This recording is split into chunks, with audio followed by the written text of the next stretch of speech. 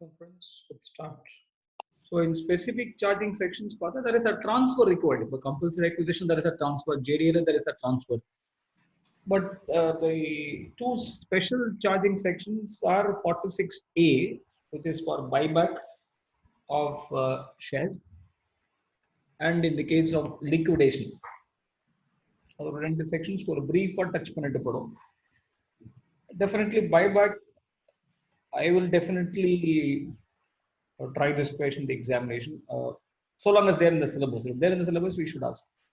Though I would have preferred not to have it in the syllabus itself, but it's there in the syllabus, so therefore that is a very important amendment. So buyback of shares for unlisted companies, buyback for the full assessment year will be taxed only in the hands of the company by way of a tax. We can call it as a buyback tax, which is 20% plus 12% surcharge plus 4% cess. So in the unlisted companies, when they try to buy back, see, they went for this buyback route to overcome the problem of dividend distribution tax. So in some countries like Singapore, there is no capital gains tax also because buyback was taxed under 46A. So that is one innovation a lot of people are trying to do. So they shifted to buyback of shares instead of dividend distribution tax. So therefore, what the government did was, for all unlisted companies, they said you have to pay only tax in the hands of the company at 20% plus 12% for 4% cess. Listed companies also started following this because of the extra dividend tax at rate of 10% on the shareholder in excess of 10 lakhs. A company or a tax cutter, 3 pays a dividend distribution tax. Shareholder getting more than 10 lakhs, he is also paying tax. So a lot of companies started using the buyback route. So therefore, what they have done now, till 4th of July 2019, buyback of listed shares will come under capital gains under 46A. The 4th July, 5th July, the budget was presented.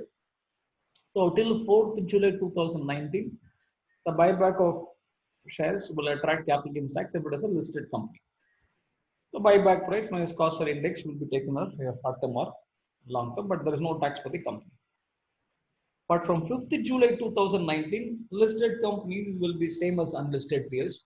It will attract buyback tax. The only point is that the buyback announced up to 4th July, buyback or announcement date, the buyback announcement date, then buyback date.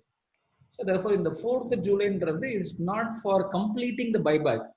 It is based on the announcement. That means the buyback could have been announced by 4th of July, but actual execution of buyback would happen after 5th of July. Still, you will be governed only by the old provision.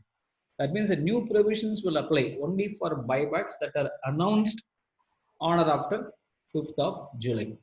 So that will go to, I can call it a buyback tax. But for the shareholder, it will be exempt from tax under section 1034A. The liquidation, the shareholder partnership dissolution firm taxable. But in the case of liquidation, the taxability will be in the hands of the shareholder, not in the hands of the company. So that is about 46.1 and 46.2. So this is the specific charging section and special charging sections. So next set of certain transactions are not regarded as transfer in section 47. 247 defines a transfer. What are all not transfer is given by 47. 214 capital asset. What are all not capital assets? What are transfer? What are not transfer? எல்லாத்துலயுமே நம்ம capital gains பார்த்தா ஒரு rule ஒரு exception, ஒரு rule ஒரு exception அப்படி போயிட்டே இருக்கு. So we have section 247 defining transfer. Transactions which are not regarded as a transfer, which is provided by section 47 of the Income Tax Act. So we will run through the entire transactions. We'll go each transaction, we'll connect it to how it is going to be asked in the examination and proceed. Only those transactions which are likely to come in the examination. So institute in the syllabus 47 exclude syllabus. So சிலபஸ்ல இருந்து important இருக்கிறத நம்ம பார்ப்போம். But அந்த 47 பார்க்கறதுக்கு முன்னாடி ஒரு சின்ன point நம்ம அண்டர்ஸ்டாண்ட் பண்ணிக்க வேண்டியதுன்னா, these are very popularly called as tax neutral அப்படின்னு சொல்லுவோம். So when I say the transaction is not a transfer, அப்படின்னு என்ன அர்த்தம்? Transfer is not subject to tax, கரெக்டா? அப்போ டிரான்ஸ்ஃபரியோட ஹேண்ட்ஸ்ல if I don't collect the tax, then what will happen? Nobody will be paying tax. So for example, ஒரு gift பண்றோம், டிரான்ஸ்ஃபருக்கு not tax பண்றதுக்கு 47 clause 3. இப்போ டிரான்ஸ்ஃபரியோட ஹேண்ட்ஸ்ல நீ டாக்ஸ் பண்ணல, எப்படி டாக்ஸ் பண்ணாம இருக்கலாம்? No cost no capital gains ஒரு ஃபண்டமெண்டல் பிரின்சிபல். இப்போ நான் என்னோட ஒய்ஃபுக்கு ஒரு அசெட் நான் கிஃப்ட் பண்றதா, it is not taxable for me because gift is not transfer. But for my wife, if she makes a claim, no cost, no capital gains, nobody is going to pay tax. This is a very strong incentive for tax. இது இந்த incentive கொடுத்து என்ன பிரயோஜனம்? அப்போ நான் எஸ்இசெட்ல நான் வைக்கிறேன், இல்லை மெடிக்ளைம் எடுத்தா நான் டிடக்ஷன் கொடுக்குறேன்னா government achieve something in term. இதெல்லாம் வந்து nothing is achieved. So therefore, these transactions we call it as a tax neutral. That means the other person will have to pay tax. அந்த மாதிரி ஒரு structure ஆகும். அப்போ என்ன பண்ணோம்? இந்த 47 is linked with a section called 49. Now what is 49? அப்படின்னா cost of acquisition in special cases. இப்போ நம்ம 45 general charging section, 45 1A to 45 5A specific charging section, 46A 46 special charging section. Cost of acquisition 55 2, other specific cost is given by 55 2A for intangible assets, 55 2AA for financial assets, 55 2AC for registered shares on which STT is paid and acquired before 31st January 2018. So இதெல்லாம் வந்து specific general. ஆனா இப்போ 49 cost of acquisition that is special. So ஒரு general, specific, special. 45 1 general, 1A to 5A specific, 46 1, 46 to 46A special. இப்போ 49 ஒரு special cases சொல்லலாம். 47 ஓட link ஆகுது. When a transaction is not regards the transfer in the hands of the transferor, how to get the cost in those circumstances is provided by section 49. So இப்போ இந்த 49 போகும்போது ஒரு connection. இப்போ இந்த மாதிரி சர்க்கம்ஸ்டான்சஸ்ல ஷார்ட் டேர்மா லாங் டேர்ம்ன்றதுக்கு how do you take 240 ஒரு கனெக்ஷன் பார்ப்போம். ஸோ அப்போ ஒரு கனெக்டடா இந்த பாயிண்ட் டிஸ்கஸ் பண்ணும். அதனால நம்ம கடைசியா டிஸ்கஸ் பண்றோம். ஏன்னா ஓரளவுக்கு நம்ம எல்லா ப்ரொவிஷன்ஸையும் பார்த்ததுக்கு அப்புறம் cost of acquisition, cost of investment, short term long term, indexation இதெல்லாம் பார்த்துட்டு நம்ம பார்க்கும்போது இஃபெக்டிவ்னஸ் அதிகமா இருக்கும். இது ஃபர்ஸ்டே ஜெனரலா நிறைய பேர் படிச்சிருவாங்க. நீ ஃபர்ஸ்டே படிச்சுன்னா நீ வந்து எல்லா டாட்ஸையும் கனெக்ட் பண்ணும். அது ரொம்ப டிஃபிகல்ட். ஒரு கேரக்டர் இன்ட்ரடியூஸ் பண்ணி இப்போ எல்லா கேரக்டரும் இப்போ நம்ம ஒன்று சேர்க்கிறோம். ஸோ அப்போ அப்படி பார்க்கும்போது கம்ப்ளீட் எக்ஸாம்பிள் வந்து பீஸ்மீலா வராது, கம்ப்ளீட்டாக தான் வரும், டோட்டல் டிரான்சாக்ஷனாக வரும். அதனால நம்ம என்ன பண்றோம்? டிரான்சாக்ஷனை படிக்கிறோம். பட் நிறைய பேர் என்ன பண்ணுவாங்கன்னா 47 முதலே படிச்சிருவாங்க. 45 சார்ஜிங் செக்ஷன் ஸ்பெசிபிக் நம்ம ஸ்டடிமெண்ட்ல முதலே கொடுத்துருவோம். ஸ்பெசிபிக் சார்ஜிங் செக்ஷனா உனக்கு முதலே நீ ஸ்பெசிபிக் சார்ஜிங் செக்ஷன் கொடுத்தா நீ என்னன்னே புரியாது, தலையும் புரியாது, காலம் புரியாது. அதில் சொல்ற பாயிண்ட் எதுவுமே. So timing is equally important. எப்போ இந்த ஏரியாவுக்கு வரணும் அப்படின்னு. இப்போ நீ வந்து கரெக்டான விஷயத்த கூட ஒரு தப்பான டயத்துல பண்ணா ஒரு பிரயோஜனம் இருக்காது. Others a problem. ஸோ அதனால தான் இப்போ நம்ம டைமிங் வந்து பின்னாடி எல்லாமே உனக்கு ஒரு இன்ட்ரடியூஸ் பண்ணி போன கிளாஸ் சம்ஸ்லாம் போட்டு now you reasonable aware of the provisions. இப்போ என்ன பண்ண போறோம்னா எல்லாத்தையும் ஒரு கனெக்ஷன். அண்ட் இன்னைக்கு நம்ம டிஸ்கஸ் பண்ணதுல ஏற்கனவே சொல்லிட்டேன், conversion of capital to stock in trade எக்ஸாம்ஸ்ல வந்திருக்கு. அது தவிர மீதி எதுவுமே அவ்வளோவா வந்ததில்லை. இப்போ இது வந்து நிறைய வந்திருக்கு exam. That's the first thing. Section 47 deals with transactions which are not regarded as transfer. அதில் 47 clause 1 பார்த்தோன்னா any distribution of assets to the members by HUF. So ஒரு ஃபேமிலி பார்ட்டிஷன் ஆகும்போது டிஸ்ட்ரிபியூட் பண்ணால் தட் இஸ் நாட் டாக்ஸபிள் இருக்கும். அது again considering their importance I am not discussing that. 47(2) இப்போ கிடையவே கிடையாது. Now it is 47(3). Any transfer of a capital assets by way of gift, will etcetera 47 clause 3. So any transfer under a gift, will, or under an irrevocable trust, except shares, debentures, warrants issued under ESOP, will not be regarded as transfer. So what is the effect? So in the transaction, not a transfer, abin 47 now, what is the implications of the same? So what are the implications is simple. Once, in order to come under capital gains, you need to satisfy 3 conditions. There must be a transfer, the transfer must be in relation to a capital asset, and there must be a profit or gains. Since the transaction is not a transfer, capital gains conditions are not satisfied. Therefore, no capital gains to the transferor. Effect of it. Sorry. What will happen to the transferee? இப்போ gift விட்டுரும் அந்த will அதெல்லாம் வந்து நம்ம 56(2)ல பார்க்கும்போதே பார்த்தோம். will inheritance not taxable.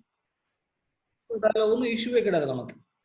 But when it comes to equation of gift, ஒரு சின்ன ஒரு ஆன்டி கிளைமேக்ஸ் வரும் நமக்கு. gift is taxable under income from other sources in certain circumstances. So அதனால என்ன பண்ணலாம்? So we have to see the transaction on the basis of two things. What happened to the taxability of the same under IOS? Effect of the transaction in the hands of the transferee. If the transaction is not subject to IOS under 56(2), then if it is a gift, cost of acquisition will be taken as cost of the previous owner. Once you take cost of the previous owner, holding period of the previous owner will be considered for short term and long term. Indexation can also be done based on acquisition of the previous owner. Another possibility your gift is not no consideration, inadequate consideration. Inadequate consideration relatives not taxable down. Under circumstances, instead of cost of the previous owner, we'll have actual cost as the cost. If the transaction is subject to IOS, we will come under 49(4) of the Income Tax Act. So if your transaction is subject to income from other sources, what is 49(4)? If the transaction is subject to IOS. So therefore, if I don't allow the cost of acquisition as the amount on which I paid income from other sources, there will be a double taxation. If I 1 lakh வாங்கிருக்கேன், என்னோட wife-க்கு gift பண்ணிருக்கேன். The gift is not taxable, therefore cost can be taken as my cost. Assuming I gift it to my friend, 1 crore is the value on which he has paid IOS. If I don't consider 1 crore as a cost, now cost will be taken as cost of the previous owner, which is 1 lakh. Already 99 lakhs my friend has paid IOS. If this 99 lakhs is not allowed, there is a double taxation. அதனால என்ன பண்றோம் section, if your gift is subject to IOS, 49(4). If your gift is not subject to IOS, 49(1). Or where there is an actual cost, take the actual cost. So in the difference number or திருப்பி ஒரு quick or summary மாதிரி இத போட்டுருக்கு. For the transfer, transaction not regarded as a transfer, hence no capital gains. For the transferee, if 56(2) gets attracted, value considered for the purpose of 56(2), 7 or 10 as the case may be, will be the cost, which is 49(4). If 56(2) is not attracted, cost to the previous owner or the actual cost can be taken as the cost of acquisition. Some points which we already discussed, but still is worthwhile. If the cost of the previous owner is considered as cost, or when you go by 49(1), holding period of the previous owner can be taken. Indexation can be considered from the year of acquisition of the previous owner. Cost of improvement of the previous owner will be allowed as cost of improvement. Advance money forfeited of the previous owner should not be reduced. FMU on 1/4/2001 can be substituted if the previous owner acquired the asset before 1/4/2001. நம்ம ஏற்கனவே இதை வச்சு நம்ம போன கிளாஸ்ல ஒரு பிரீஃபா introduce பண்ணி full டிஸ்கஷனாக சம்மம் போட்டு முடிச்சிட்டோம். now the completeness அதுக்காக இப்போ நம்ம பண்றோம். If the actual cost or value considered for 56(2) is taken as a cost, now since you are not taking previous owner holder cost, you cannot take the holding period of the previous owner. Similarly, you cannot take the indexation from the previous owner. You take indexation only from the assessee. Part 9(1) na வேற ட்ராக்ல போடும், part 9(4) na வேற ட்ராக்ல போடும். அதுதான் அந்த beauty. And the special transactions or implication. There is few questions will from the past examinations will try to capture. Surya ji, vaanga.